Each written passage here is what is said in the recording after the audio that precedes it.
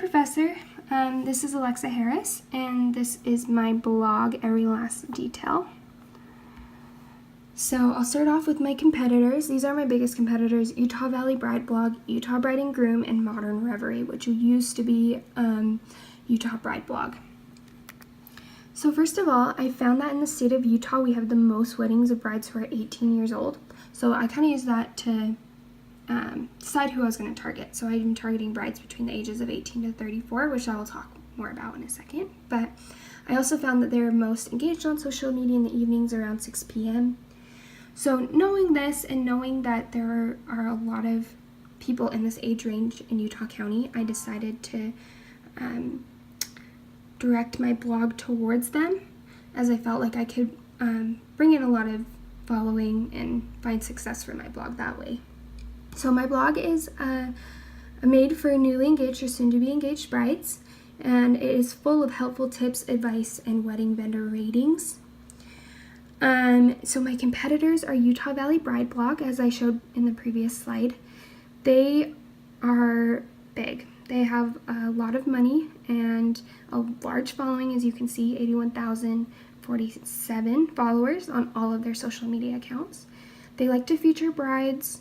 They have a lot of wedding advertisements, and they actually don't have a place to leave comments, which I think is a weak point, because I know people will want to go on their blog and request to have information given to them or a blog post made that will answer their question, and there's no place to request that.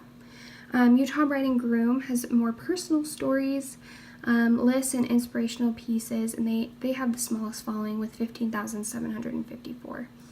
Utah Bride Blog, which is now Modern Reverie, they kind of switched over, which I think is kind of a weakness as well, just in the sense that it got confusing for me as I was trying to research about them, like which one's Utah Bride Blog, which one's Modern Reverie, but they're the same thing, and they would have had to get everyone to move over to their new platform and their new account, which would have been a lot of work, and if it's not done correctly, it could result in the loss of followers.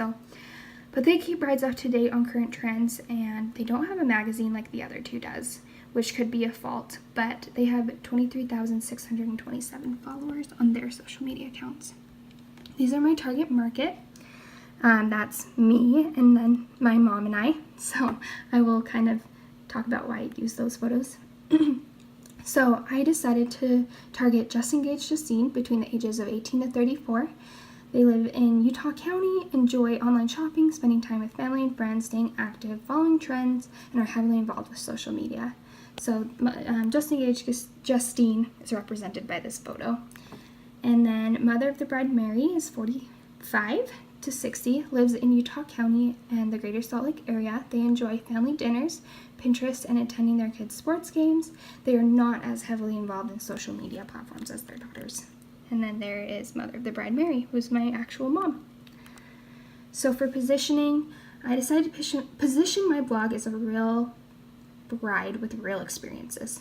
I wanted my brides to trust me and feel like they're talking to a close girlfriend rather than a big company just trying to make money. I was actually featured in Utah Valley Bride Blog, so I wanted to use that to reinforce my credibility. All advice and tips are based on real reviews. I also thought about getting involved with popular bloggers who are opinion leaders to kind of promote my blog more. I found that I needed to post between 9 and 4 p.m. on weekdays to get more traffic. So I didn't do a competition, but if I had, I would have teamed up with a wedding photographer that I have reviewed on my blog and give away a free wedding photo shoot to a bride who follows our account and have them tag their friends. The more friends tagged, the more entries. Okay, so here is my blog, Every Last Detail, and I'll start just going through it pretty quickly here. Here are my pages: my home, contact, FAQ, and about me page.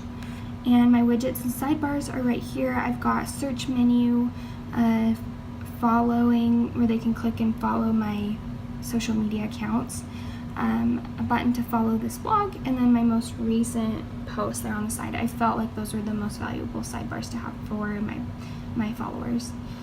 Here's my About Me video, my top 5 wedding venues. I liked doing lists a lot because I feel like they're the most easiest to get through, and brides can kind of pick out what they want to hear from them. I did an article on the perfect wedding ring, since that was one of the most frequently searched for keywords on Google. And here's my how-to video. First, you're going to want to create a vision. Talk to your significant other. Decide what you want your wedding to look and feel like. I will move on for sake of time. I have a narrative, my experience with the Mighty Baker here. Another list. Oh, I think this was my sectional about wedding photographers, and then here is my videographers. There's my other multimedia post, another list there. Like I said, a lot of lists, another narrative about my wedding day, my experiences with all of my vendors, everything. And one of my very first posts, if I click on here, this was actually advice from a real wedding planner. She was a good friend of mine, and she helped me put that together. So next I'll kind of show my statistics. I actually have 3 followers, which I wanted more, but I will take 3 since I didn't really do much promoting. So here I've had some periods where I've had a peak in my visitors, which recently I had a bigger peak than other times. So for my marketing strategy, I wanted, like I said, to base this off of personal experiences. I'll go back to my blog. I did reviews as like my main marketing strategy, a lot of personal, honest reviews. And I also did a call to action in every single post, asking for recommendations for the next blog post and stuff like that. If I were to do this again, I would have reached out to more influencers in the wedding blog world. I would have spread the word through social media more. I would have posted on Facebook groups, and I also would have answered questions on Quora, kind of just to put my name out there. In conclusion, I thought it was pretty successful. I learned that writing a blog is hard, but once you start seeing followers come in and you find people who are interested, it becomes more motivating. I learned the value of promotion. If I had promoted my blog, I feel it would have done better. Anyway, so that is my blog. Thank you so much.